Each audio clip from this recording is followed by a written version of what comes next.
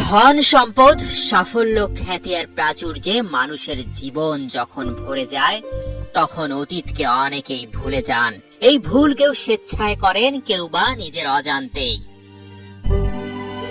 পিছিয়ে থাকা জনপদে কঠোর দারিদ্রতার মধ্যে বেড়ে ওঠা সাদিও মানে নিজের অতীত ভুলতে পারেননি কখনো।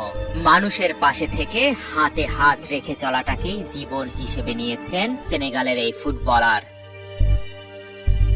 ফুটবল তাকে দুহাত ভরে অগণিত টাকা দিয়েছে। 400 কোটি টাকায় বায়ার্ন মিউনিক তাকে কিনে নিয়েছে। এত টাকাও তাকে বিলাসবহুল গাড়ি আর বাড়ির দিকে টানেনি।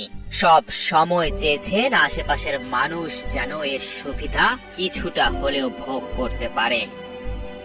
আমি কেন 10টি ফেরারি, 20টি ডায়মন্ডের ঘড়ি বা 2টি বিমান চাইব? এই জিনিসগুলো আমার এবং বিশ্বের জন্য কি কাজে আসবে? আমি ক্ষুধার্ত ছিলাম এবং একসময় মাঠে কাজ করতাম। 6 বছরের লিভারপুল অধ্যায়ে সবকিছুই জিতেছেন। নতুন চ্যালেঞ্জ নিতে তিনি এখন বায়ার্নে। দল বদলের আগেও মানে বলেছিলেন সেনেগালের মানুষের কথা শুনে লিভারপুলে থাকা না থাকার সিদ্ধান্ত নেবেন। তার কথা থেকেই বোঝা যায় মানের হৃদয়ের সাথে মিশে আছে সেনেগালের মানুষ। সাদিও মানে উত্তর আফ্রিকার পশ্চিম প্রান্তের খুবই ছোট্ট একটি শহর বাম্বালিতে জন্মগ্রহণ করেন, যেখানে মাত্র 2000 মানুষের বসবাস ছিল। শহরটিতে পাকা কোনো রাস্তা নেই, এমনকি একটা হাসপাতালও ছিল না। নারীরা নিজ ঘরেই সন্তান প্রসব করতেন। আরো অনেকের মতোই মানের বাবাকেও পৃথিবীর মায়া ছাড়তে হয় চিকিৎসার অভাবে। মানে নিজ এলাকায় হাসপাতাল নির্মাণ করেছেন, বানিয়ে দিয়েছেন স্কুলও।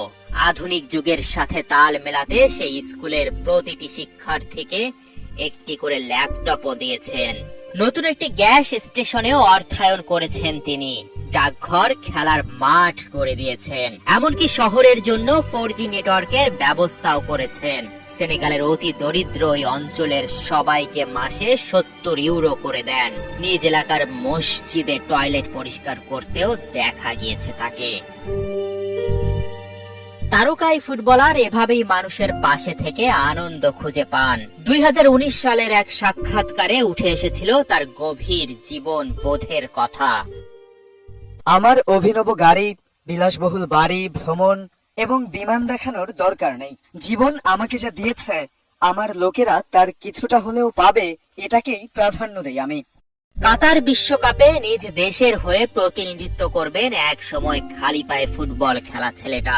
প্রতিটা দেশ, প্রতিটা শহরে যদি একজন করে সাদিও মানে থাকতো, তাহলে দরিদ্রতার সাথে সংগ্রাম করা মানুষগুলোর জীবন হয়তো হতে পারতো অন্যরকম।